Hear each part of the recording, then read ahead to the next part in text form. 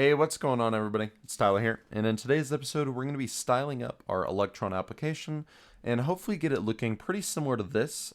Maybe not with the same color scheme and everything, and the stuff down here or the nav bar, but we will get the styling done. So in the next episode, we can actually start incorporating the actual CPU usage information.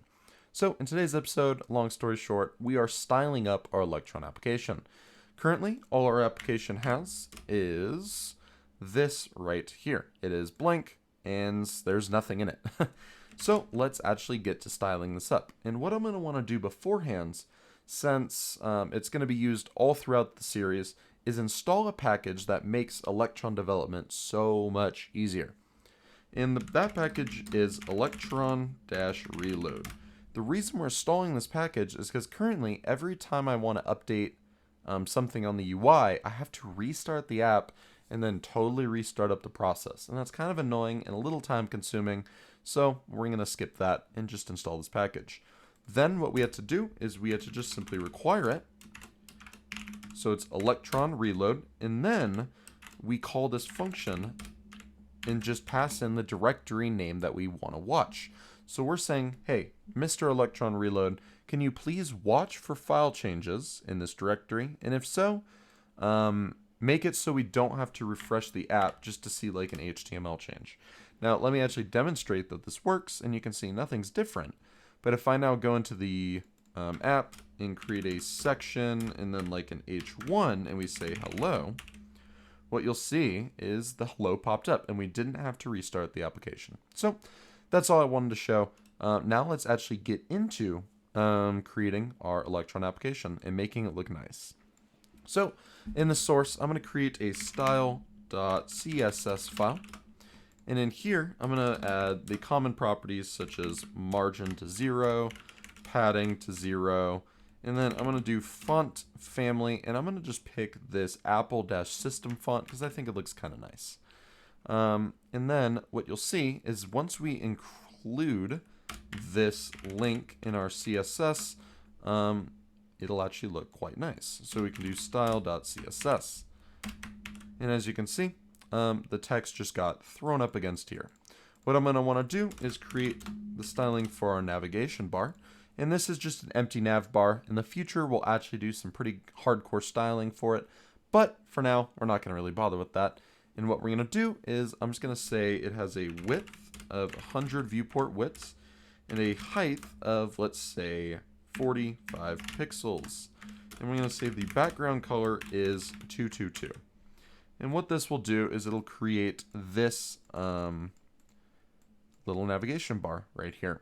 So now that we have that created, what I'm going to want to do is actually style up the application. And remember, this application is going to be for system information / like CPU usage in real time.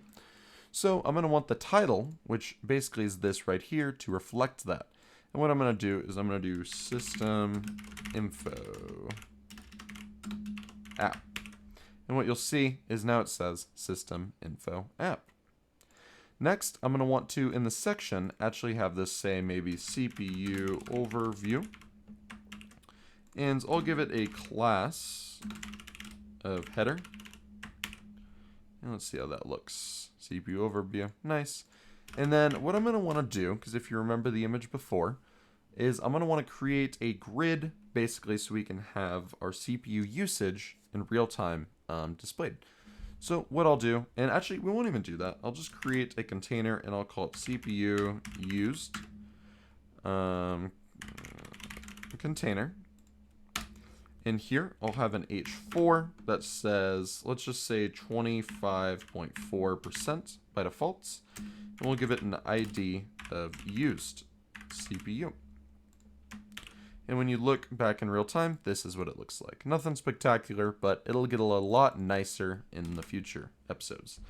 So in the div, what we're going to want to do is we're going to want to create some sort of like progress bar, because I think it'll look really nice. So we're going to do an ID of outer bar. And inside that outer bar, you guessed it, we're going to do an inner bar. So we're going to create a div with an ID of inner bar. And just like that, that is actually all of the markup we're going to need to do for our CSS. So I spelled style wrong, style.css, so I'm going to change the text here. And then inside the style.css, I'm going to actually start styling up the application.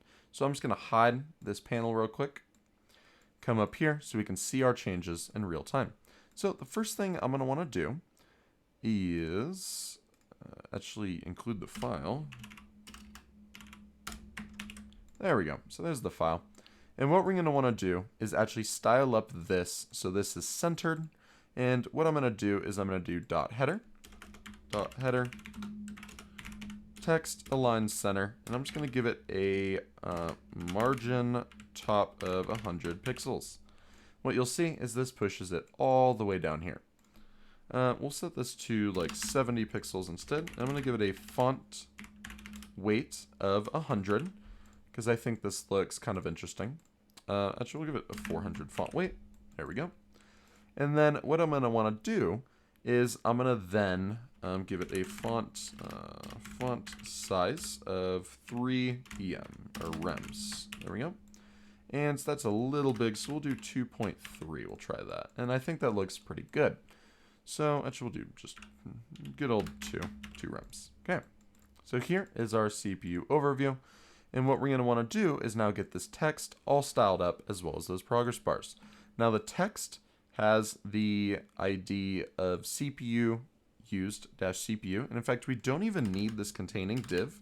In a future episode, when we actually possibly add in that stuff, we'll get to that point when we do.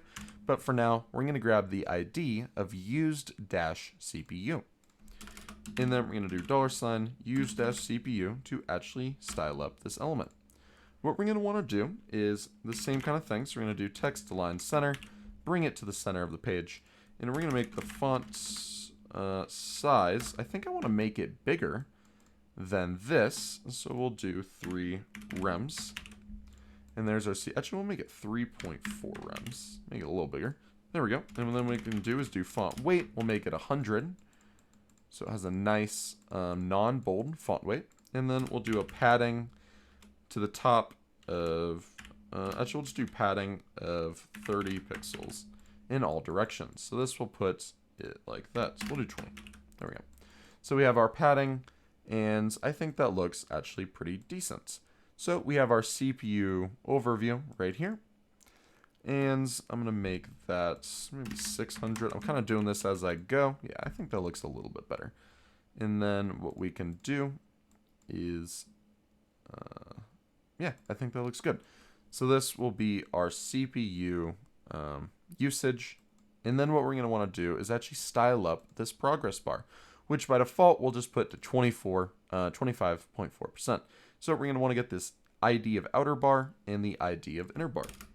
So we're going to do, I'm just going to do progress bars, just so that way people reading this code know a little bit about what's happening. And we're going to do ID of progress, or no, outer bar. So for the progress of outer bar, what I'm going to basically just want to do is set like a predefined height of, let's say, 30 pixels. We'll give it a width of 60, maybe like 70 viewport widths, because we want it to be pretty big. We'll give it a margin of auto, so that way it centers into the middle of the page. And as you can see, nothing's happening. But the second I give it a background color, this is what it looks like. So this is our progress bar. I'm also going to give it a border-radius of, let's say, 5 pixels. And this will just give it a very subtle, yet a little bit noticeable curve. And I'll do like 7. And then instead of having the height be 30, I'll set this to 40, so it's a little bit thicker and it looks a little bit nicer. And then I'll set this to 60 viewport widths, because I think that looks a little bit nicer. And then I'm just going to do margin top of, actually we don't even have to do it there. We can do margin top here of 10 more pixels and just, you know, push that down just a tiny bit more. So I think this looks pretty decent. And what we're going to want to do now is actually style up the progress bar, so when it's filled, we know what it looks like. So instead of setting the background color to that, I'm going to set it to transparent. And instead, I'm going to set the border dash color to, let's just do that same 333 or border, sorry, one border is 1 pixels solid, and then we'll do this 333 so we can actually see the outline. And then what we're going to do is we're going to style up this inner bar. Now the inner bar is the simplest thing to style, because to do the inner bar, all we have to do is set the width and the actual background. So we're going to set the width to 25.4% because we'll just have it match right off the rip. And then the background color we will set to 333. And what you'll notice is, if I spell everything correctly, oh, and the height. We have to set the height. The height to 40 pixels. And what you'll see is this is now exactly 25.4% of the width. Now, what you'll notice is if we were able to zoom in, and some users can see it depending on how good your eyesight is, these corners are jagged compared to the circular corners here. So to do this, I'm just going to keep the border radius the exact same throughout, and it looks a little bit better, so much better, actually.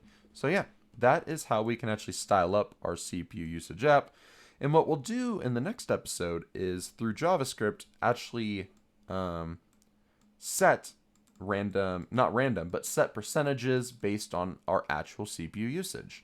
And yeah, without further ado, if you like this video, please like, comment, subscribe, and I'll see you guys in the next one. Talk to you guys later. Bye.